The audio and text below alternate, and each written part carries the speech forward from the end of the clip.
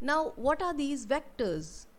Vectors are actually certain animals or insects which carry disease causing microbes from one place to another. Best examples are housefly and mosquitoes. Now, what does housefly do? It actually sits on garbage and animal excreta, animal waste.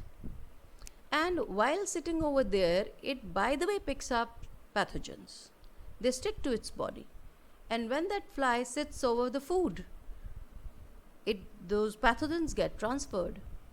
Now that's why you are advised not to eat anything which is uncovered, especially from vendors who do not, cover the food they are cooking. And whoever eats that food will definitely get sick because of entry of those pathogens.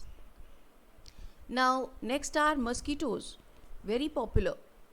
Now, it's this is something special which you need to understand. Female mosquitoes feed on blood, while male mosquitoes do not. Male mosquitoes usually feed on vegetable juices and all such things, or waste also. But females particularly bite. And why do they bite other organism? Why do they feed on blood? Because the blood they suck helps them to produce their eggs. And by the way, suppose a mosquito has bitten a person who's already sick, and now that same mosquito bites another one who's healthy.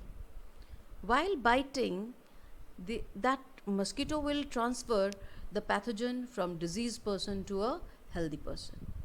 So that's why we are all advised to use mosquito repellents at home. Suppose you're going out, you sometimes apply those mosquito repellents creams on your skin. So this is how it is. We have to save ourselves from mosquitoes. And mosquitoes, you know very well that they breed in standing water. That's why every year we are advised to, clean the coolers. We should not allow the water to stagnate over there. We should not leave, any area where there is water accumulated for a very long time. So this is to stop the mosquitoes.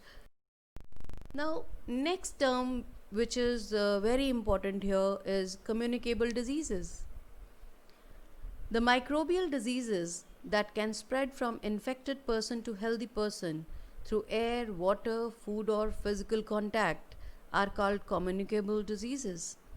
Now, communicate is an English word which means passing from one person to another. So, we've already learned that these diseases can pass through air, these microbes can pass through air, through water, through food, or contact, or by vectors. Now, here are few examples of airborne diseases. This word airborne means any disease that passes on through air is called airborne. And I've written COVID-19, which we all know these days. Then influenza, that is flu, जिसमें you have cold and cough and fever. Measles, then tuberculosis, which is also called as TB. All these are airborne diseases. Now the next is waterborne diseases, which are generally transferred through water. Typhoid, cholera, hepatitis A, diarrhea. All these are waterborne. They transfer through dirty water. Then foodborne diseases, food poisoning, diarrhea. And of course, these typhoid also can pass on through food also if it is cooked with the water, which is not safe. Then next is contact diseases. Contact means which transfer by touching each other. This is chickenpox, flu, measles, conjunctivitis. I think you must have heard of.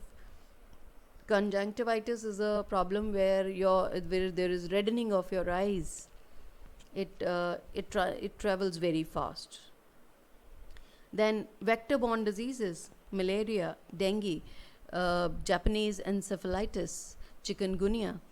These diseases are also very common and you know of, and they are associated with fevers, and the treatment takes quite long. You need a lot of time to recover.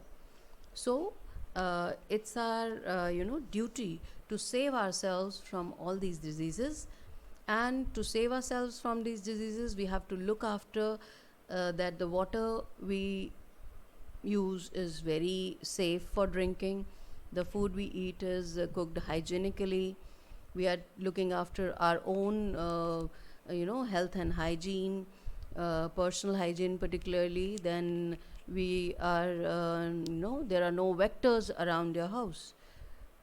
So with this lecture is over. Thank you so much for listening.